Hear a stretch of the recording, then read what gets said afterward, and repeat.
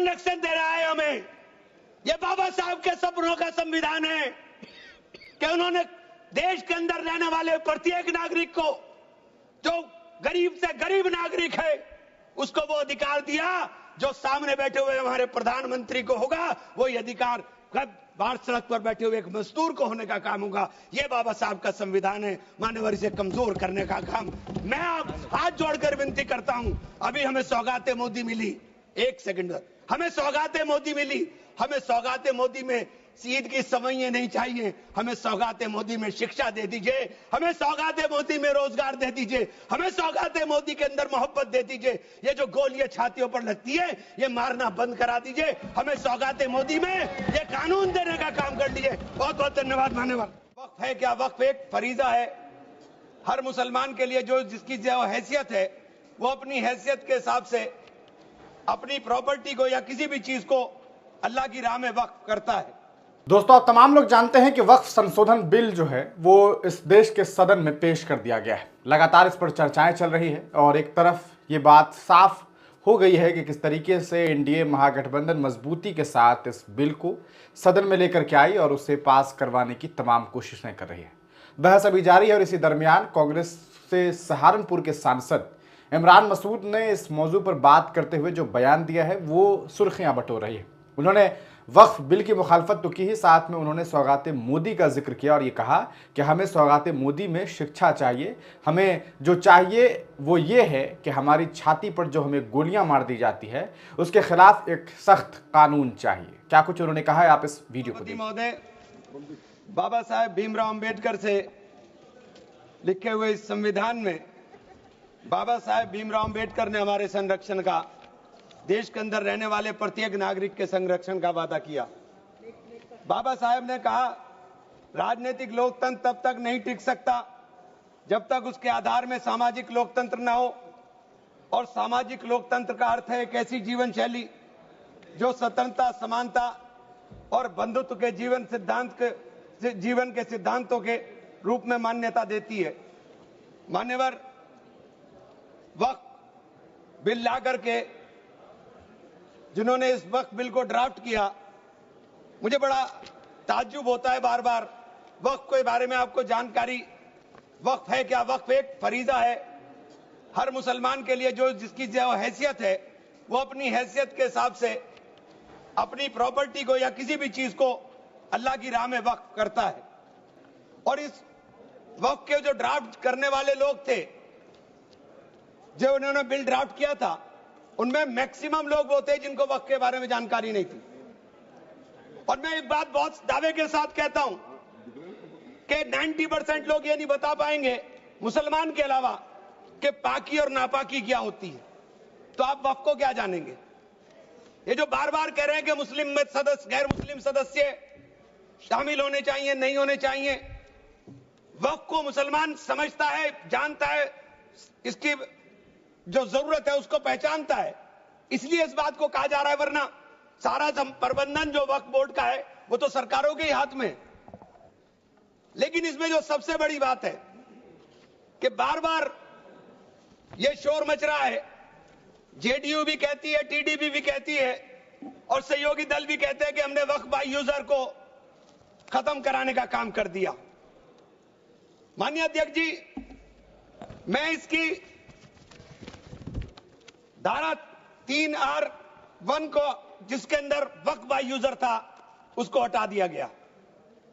और क्या शामिल किया गया, मैं ये पढ़ करके बता रहा हूं, ये बिल है, इसके अंदर लिखा है, परंतु वक्फ संशोधन अधिनियम 2025 के प्रारंभ पर या उसके पूर्व उपयोगकर्ता द्वारा वक्फ के रूप में रजिस्ट्रीकृत संपत्तियों को उपयोगकर्ता द्वारा विद्यमान वक्फ इसके वक्फ संपत्ति के रूप में बना रहेगा, सिवाय, बस आगे आ गया काम, सिवाय संपत्ति पूर्णतः या भागतः विवादाग्रस्त है या कोई सरकारी संपत्ति है।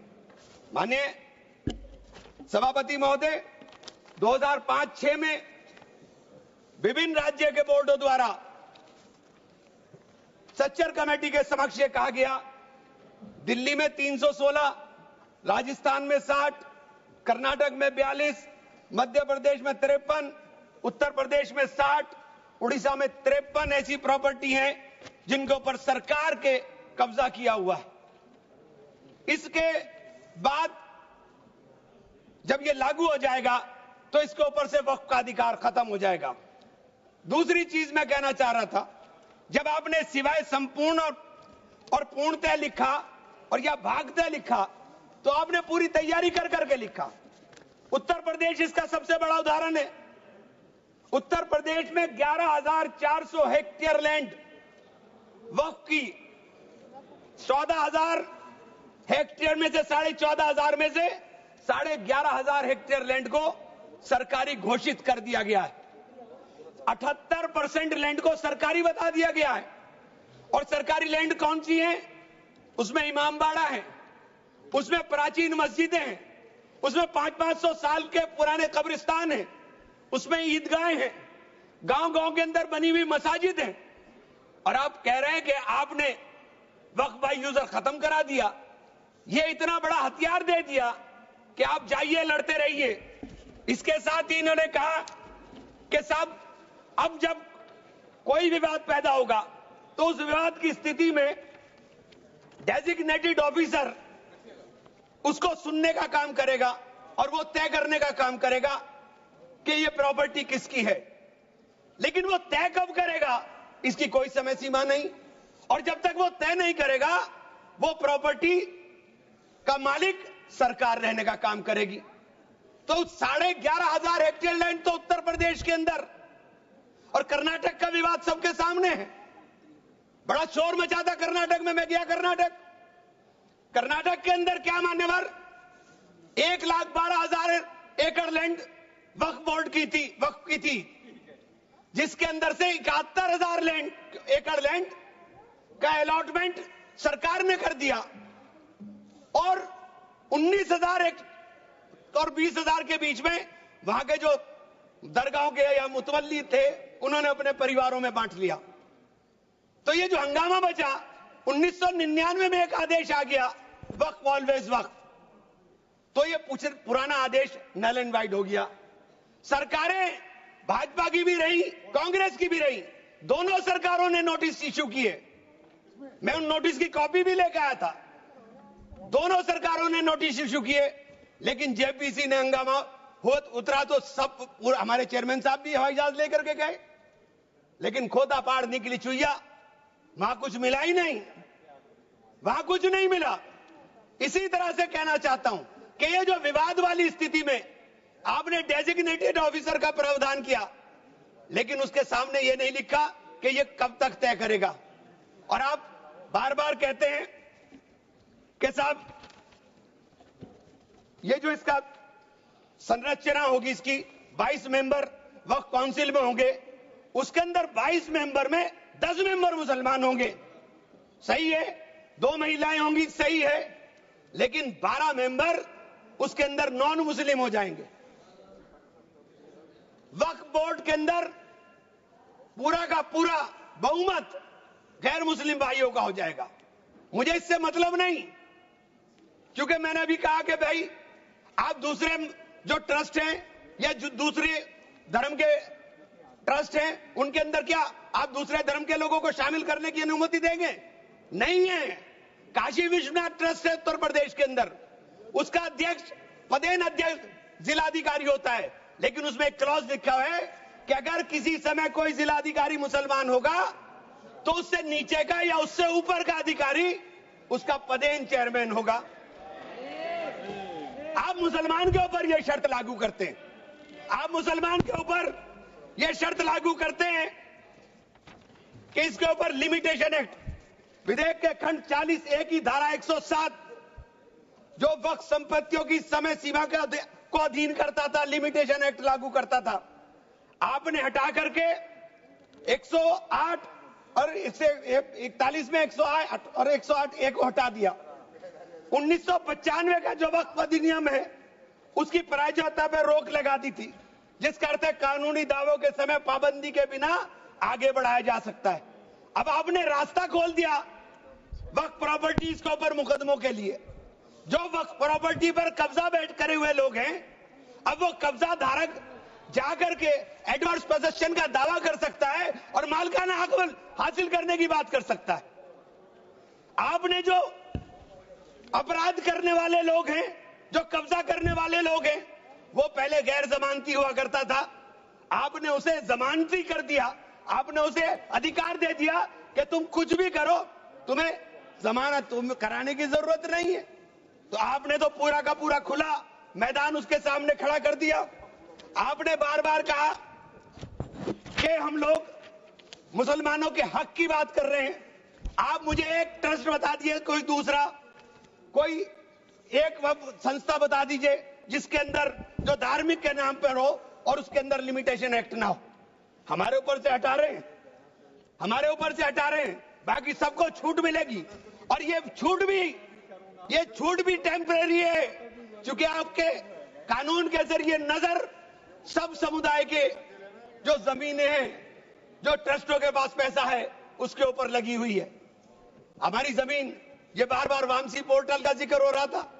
वामसी पोर्टल में प्रॉपर्टी है 4,90,000 से एकदम मंत्री जी ने, माननीय मंत्री जी ने कहा 7 लाख कुछ चली गई। तो ये प्रॉपर्टी कोई वक्त नहीं की गई किसी ने। ये जो वामसी पोर्टल के ऊपर दर्ज हुई संपत्ति, कब्रिस्तान के अंदर वसूगा, एक प्रॉपर्टी वसूगा, एक प्रॉपर्टी मस्जिद, एक प्रॉपर्टी में कब्र, एक ही प्रॉपर्टी की 3-3, 4-4 बना दी।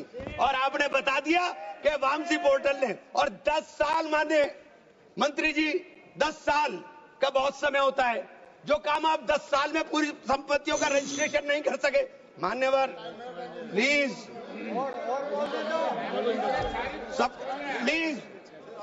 आप मान्य नहीं, वामसी पोर्टल पर आपने बार बार 10 साल में काम नहीं कर सके।